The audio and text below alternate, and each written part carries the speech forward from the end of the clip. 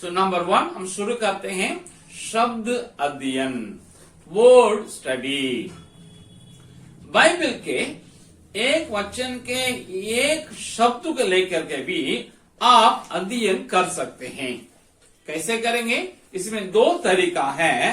पहले संदर्भ से समझना है, दूसरा समानांतर शब्दों से समझना है। मतलब क्या, हमें आपको आसान बताएंगे। संदर्भ से समझना है, एक वर्ड को लेकर के उसके द्वारा परमेश्वर हमें क्या कहने के लिए चाहता है, इसे समझने का कोशिश करेंगे। क्या करना, इसके लिए एक शब्द को चूज करेंगे, किसी अध्याय के किसी वचन के एक शब्द को हमको चूज करना, चयन करना है।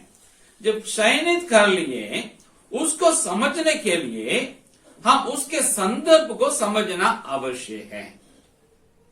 उसके लिए क्या करना है, जो वचन को हम चुन लिए उसके ऊपर और नीचे जो जो भाग है या वचन है, उसी को हमको पहले पढ़ना होगा। उसके बाद बाइबल के, आपके हिंदी बाइबल है, जिस शब्द को आप चयन करते हैं, उस पेज में सबसे नीचे कई नोट्स हैं। छोटे छोटे अक्षरों में आपको नोट्स होता है। उन नोट्स का सहारा आप ले सकते हैं। ये करेंगे आपको समझ में आएगा। कैसे हम बताएंगे? एग्जाम्पल हम आपको बताएंगे। मत्ती रचित सुसमाचार, उसका पहला अध्याय आप लेकर रख लीजिएगा, आसान होगा। उसके 16वें वचन है। एग्जाम्पल के लिए हम आपको बता देंगे, वो हम आपके लिए पढ़ते हैं। मत्ती रचित सुसमाचार पहले अध्याय का 16वें वचन मैं पढ़ता हूं, आप अपना बाइबल थोड़ा फॉलो कीजिएगा। याकूब से यूसुफ उत्पन्न हुआ, जो मरियम का पति था, और मरियम से यीशु, जो मसीह कहलाता है, उत्पन्न हुआ। ये है एक वचन। इस वचन में मान लीजिए आप मसीह जो शब्द है, इसको अध्ययन कर सकते हैं। मसीह का शब्द का समझने के लिए हम क्या करेंगे? जैसे मैंने कहा, ऊपर के वचन और नीचे के वचन, या ऊपर का भाग या और नीचे का भाग को हमको पढ़ना होगा। ये 16 वचन है, हम पढ़े, लेकिन समझने तब क्या करना होगा? 15वें वचन को पढ़ना होगा।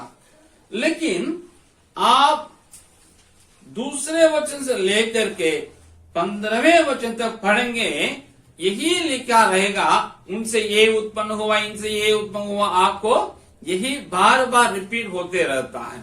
इसलिए इसको समझने के लिए ये पूरे जो 15 वचन हैं, 2 से लेकर के 15, ये सबका सारांश फर्स्ट वर्ष में, पहला वचन में लिखा हुआ है। क्या लिखा पहला वचन में? अब्राहम की संतान, दाऊद की संतान, यीशु मसीह की वंशावली है। मतलब एक इंट्रोडक्शन है, एक परिचय है। दूसरा वचन से लेकर के 15 वचन तक जितनी बातें लिखी हुई हैं, इसका एक ही लाइन में, एक ही वचन में मत्ती कह दिया है, अब्राहम की संतान, दाऊद की संतान, यीशु मसीह की वंशावली। सो हम यहां ये समझते हैं, मसीह कुलपिता अब्राहम का वंशज था, और उस वंश में आया हुआ दाऊद की संतान था। मतलब अब्राहम से बहुत लोग उत्पन्न हुए, उसमें दाऊद राजा का वंश में यीशु मसीह आया। ये बात को ऊपर का 16 के ऊपर जितने वचन है, यही बताता है। नंबर 1। उसके बाद अगला भाग को हमको पढ़ना है। मैं आपको बताऊंगा, अगला भाग पढ़ना है 21 से लेकर के 23 तक हम आपको पढ़ते हैं। तो आप सुनिएगा। मत्ती पहला अध्याय 21, 22 और 23। ये पढ़ते हैं आपके लिए। वो पुत्र जनेगी और तू उसका नाम यीशु रखना, क्योंकि वो अपने लोगों का उनके पापों से उद्धार करेगा। मतलब मसीह कौन है? 21वां वचन कहता है मसीह उद्धार करता।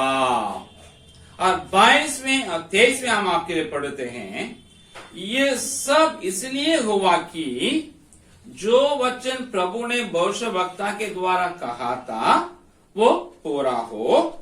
देखो, ये कुमारी गर्भवती होगी और ये पुत्र जनेगी और उसका नाम इम्मानुएल रखा जाएगा, जिसका अर्थ है परमेश्वर हमारे साथ। मतलब 22वें 23वें वचन को पढ़ने से हमको ये समझ में आता है मसीह का जन्म कुमारी से होगा। ये पहले बताया गया, भविष्यवाणी बताया गया है।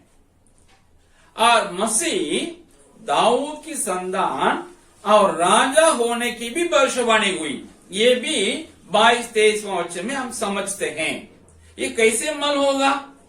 नीचे आप देखिएगा, 22वें वचन के नीचे आपको हम बताएंगे। आपका बाइबल में थोड़ा देखिएगा, पहला अध्याय मत्ती के 23वें अध्याय का आएगा, उसमें आपको लिखा है, एक स्टार है, देखिएगा स्टार है 23वें वचन में, आखिरी में 7 करके लिखा है ना, 24 से पहले वहां एक स्टार है। वो स्टार का मतलब क्या है? नीचे आएगा, कई वचन एकदम छोटे छोटे अक्षर में है, उसमें 23 में स्टार है।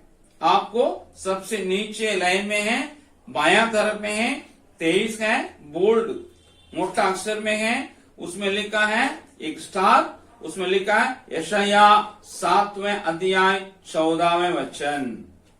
फिर 9वें अध्याय उसका 6ठा और 7वां वचन।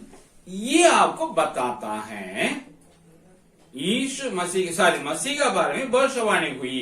यशाया 7:14 कहता है पहले यीशु के जन्म से 750 साल पहले हो गया था, ये कुमारी गर्भवती होगी और ये पुत्र जनेगी करके उसमें लिखा है। और 7वें अध्याय यशाया आप ले सकते हैं अपना बाइबल में, 7वें अध्याय यशाया 7 उसका हम 14 वचन हम आपके लिए पढ़ते हैं।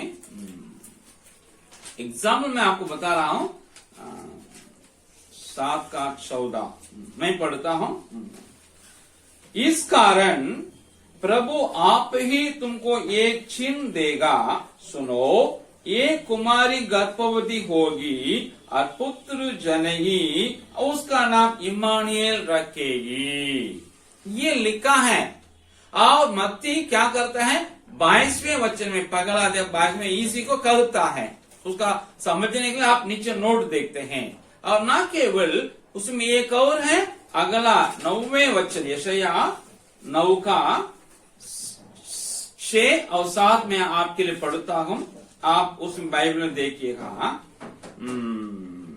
क्योंकि हमारे लिए एक बालक उत्पन्न हुआ, हमें एक पुत्र दिया गया है और प्रभुता उसके कांधे पर होगी और उसका नाम अद्भुत युक्ति करने वाला, पराक्रमी परमेश्वर, अनंत काल का पिता और शांति का राजकुमार रखा जाएगा। उसकी प्रभुता सर्वदा बढ़ती रहेगी और उसकी शांति का अंत ना होगा। इसलिए वह उसका दाऊद की राज गद्दी पर इस समय से लेकर सर्वदा के लिए न्याय और धर्म के द्वारा स्थिर किए और संभाले रहे। का मतलब है, पहला वचन 9वां अध्याय का 14 में लिखा है कुंवारी से जन्म होगा, और 7वें अध्याय 6 और 7 में लिखा वो राजा दाऊद के संदा में जन्म होकर राजा बनेगा, प्रभुता करेगा करके लिखा है। सो हम समझ में आ गया मसीह कौन है, उद्धार करता है, कुंवारी से जन्म होने वाला है और दाऊद के संतान में वो जन्म लेगा और राजा बनेगा, राज करेगा।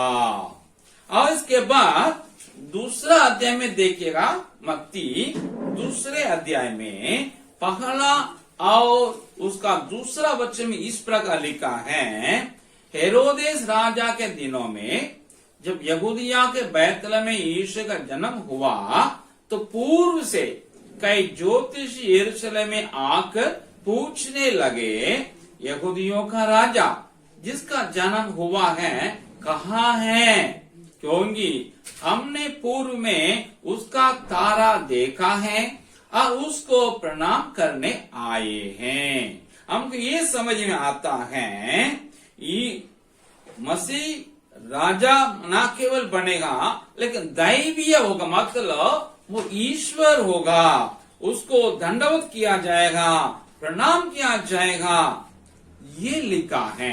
इसका कहा है जिक्र पहले से आप भजन संहिता में दूसरा अध्याय में 7 से लेकर 12 तक पढ़ेंगे तो पता चलेगा वो जन्म होगा और उसका राजा बनेगा और उसको सब मतलब चुम्बन देना है, उसको दंडवत करना कर लिखा है।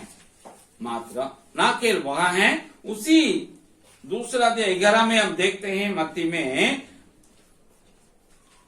ये ज्योतिष लोग यीशु मसीह को प्रणाम किए थे घर में पहुंच करके।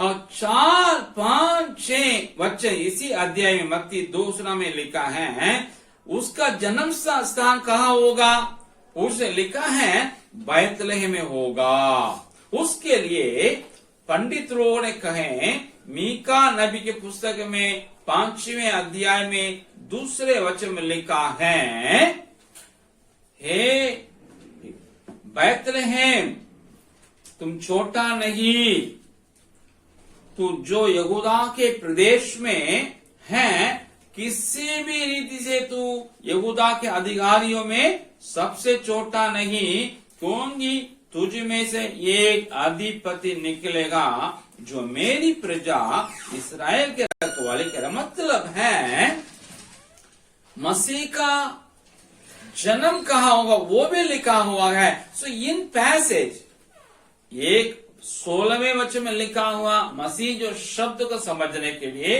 ऊपर पढ़े मल हुआ वो अब्राहम के संतान, दाऊद के संतान। और बात 16 के नीचे हम पढ़ते हैं, अगले अध्याय भी पढ़ते हैं, मल हुआ मसीह वो है उद्धारकर्ता, कुंवारी से जन्म लेने वाला और दाऊद के संतान में बन आकर राजा बनने वाला और दंडवत प्रणाम करने योग्य और उनका स्थान होगा जन्म स्थान बैतलहम। इतनी बातें हमको समझ में आया है। ये सब भविष्यवाणी हुई पहले और पूर्ति भी हुई। पहला अध्याय 25वां वचन में लिखा है, यूसुफ उस बच्चा को क्या किया है, नाम दिया यीशु। ये लूका में भी इसका जिक्र है, दूसरा अध्याय 11वें वचन। यीशु का मतलब उद्धार करता, मतलब कहा गया और पूरा हो गया। और पहला अध्याय 18 से 24 से पूरा पढ़ेंगे, हमको मालूम ही हुआ है मसीह का जन्म कुंवारी से हुआ था।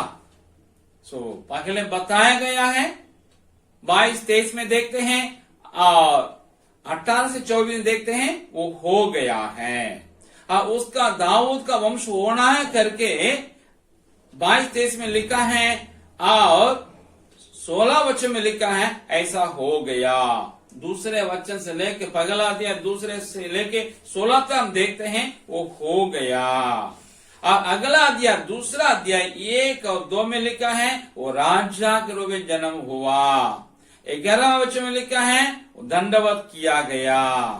और 9-10 में लिखा है वो बैतल में जन्म। मतलब मसीह कौन है हमको समझ में आया, वो अब्राहम का वंश है, दाऊद के संतान ही नहीं लेकिन इस्राएल राजा भी है, उनके रखवाली भी करेगा।